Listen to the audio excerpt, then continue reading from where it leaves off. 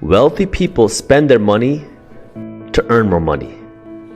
The majority of everyone else spend their money to buy things, which makes everybody else around them rich. My truth in my experience has been I have to jump higher. I have to show up earlier. I have to be the first person to turn off the light and the last person to turn off the light. I have to make sure that every number is correct and every T is crossed and every die is dotted.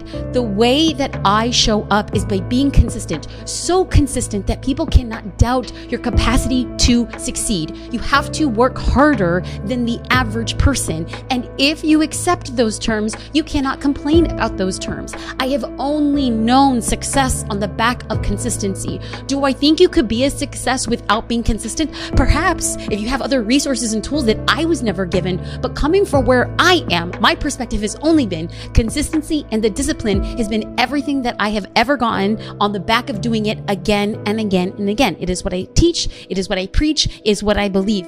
You can't be afraid to be vulnerable, because when you're vulnerable with somebody, about 95% of the time, they'll reciprocate in kind. And when both sides are vulnerable, that forms a connection.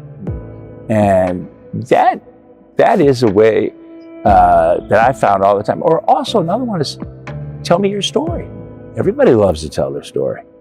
And I'm just naturally a curious person, so I love hearing. That never bores me. So it's really the power of one-on-one relationships. We're all given 24 hours in a day. So the difference between somebody who becomes successful versus somebody who does not is now what input you put in those 24 hours. If you're spending your time on Netflix, if you're spending your time playing video games, if you're spending all of your time doing things that don't add any value financially to your life, well, if you compare that to somebody who's now working, who's now learning, who's investing in the education, you're going to see two completely different outputs. I had no business starting a business, and yet I started one. And I have found ways to create and make and sustain multiple 7-figure revenue streams. And while that may or may not be the case for everybody else, I strongly believe that every single business owner, once armed with what they know how to do, and once armed with the marketing, and once armed with the discipline, and once armed with the consistency, that they too can build a 6-figure revenue stream. I believe that with every fiber in my bones. Can you deliver on the promise that you are making? Can you sustain those customer relationships? Because if then, I believe hands down, you can create a 6-figure revenue stream. And in America, if you are creating a 6-figure revenue stream, you are in the 1% of the 1%. And I think to myself, as a person who received government issued food and substances, I went to college on the back of government aid. I was the recipient of people's benevolence and taxpayers' money for me to go back and give back to a community. I think to myself that my business has become a passport for me to move entire legacies, industries, timelines, predisposed ideas of who I should be based on my gender, color of skin, or how I was raised. And I'm like, I became the thing that broke the system and the statistic, but I don't think I'm special. I believe everybody can do this. And so on the days that it becomes very hard, I think to myself, you have the passport. Are you going to keep it for yourself, or are you going to help other people get out too? On the days that are the darkest, I always think to myself, can you help one person get a passport today? And that's the thing that continues to keep me pushing forward. You know, one of the things my dad always said is the key is when the world hands you a sack of sour lemons, the objective of the game is to turn it into sweet lemonade. I'm going to give the advice that I heard my 3rd year of business. I was sitting with a group of other photographers who were farther in their career, and I had always found a way, even though I couldn't afford to get educated specifically in photography realm because there was very high ticket experiences, I would find a way to leverage what I thought I was good at in exchange. I'm a firm believer in bartering. Bartering is my favorite thing. And so I realized that while I'm not necessarily a copywriter, I wouldn't classify myself as like a writer. I had a blog at the time. I still have a blog, but at the time I was blogging every single day, and other photographers started noticing the quality of work that I was doing. And so I found a photographer in my area. I was living in Los Angeles at the time, and I said, hey, would I be able to go to your event and write a few blog posts about your event? And in addition to, if you let me come, could I also write your bio, like for your website? Because I gave like a little preview. I was like, his bio was just like, great photographer, love my camera. And I kind of wrote just like the first paragraph of what could be his bio based on things that I had read about him on the internet. And he was just like, yes. So I got into this room, and what he said, I felt like it just pierced my heart. And this is the thing that I will tell everybody again and again. He said, jump and the net will appear. And it was the first time in my entire life that I had ever heard somebody speak so brazenly about taking a risk. Again, who I am now as a risk taker is so different than who I was when I began. And the way that you strengthen that risk muscle is by taking risks. I built a high performance team as we were getting going, right? And that's the most important job of any CEO. And I really believe that the organization, the company with the best people wins.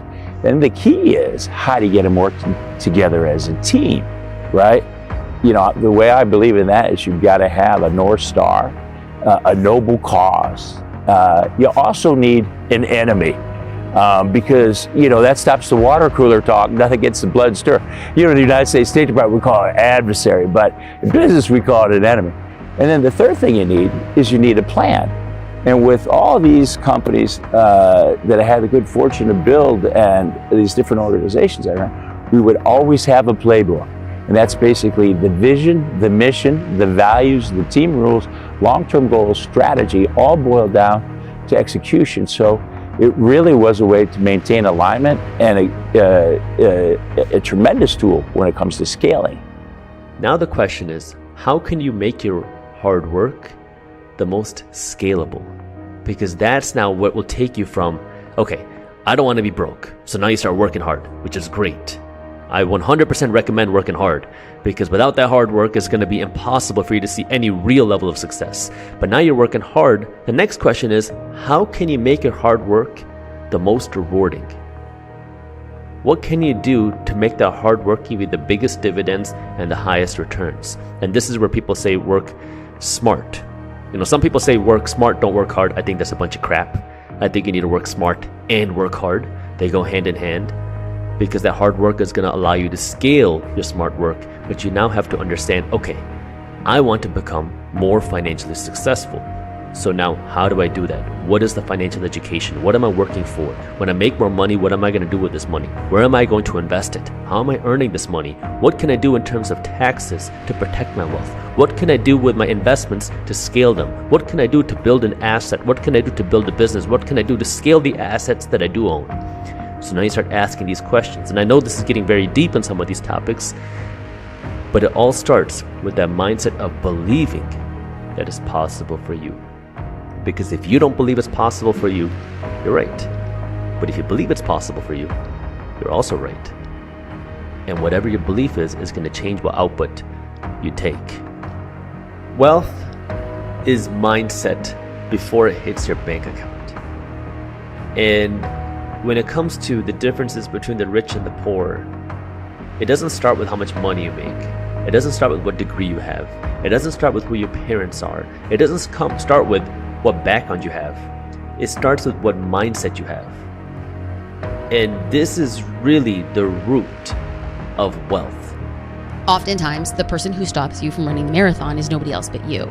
If you want to start a business, the person who's stopping you is nobody else but you. If you decide to run the marathon, somebody's gonna have an opinion of you while they're sitting on their couch, no less. They will have an opinion that you decided to run the marathon or you didn't decide to run the marathon. While somebody is sitting on their couch behind their keyboard, they're gonna have an opinion of you starting a business or not starting a business. The fact of the matter remains, are you going to let somebody else's opinion dictate what you are going to do in your life and the reason you were put on this earth? Oftentimes, the person who stops ourselves from doing other things while we would like to point at other people because they have an opinion, it is actually us. We choose to believe, listen, adhere to somebody else's opinions, but somebody else's opinion of us doesn't pay our bills. The person who has an opinion about what it is you're doing was most likely never going to become a customer.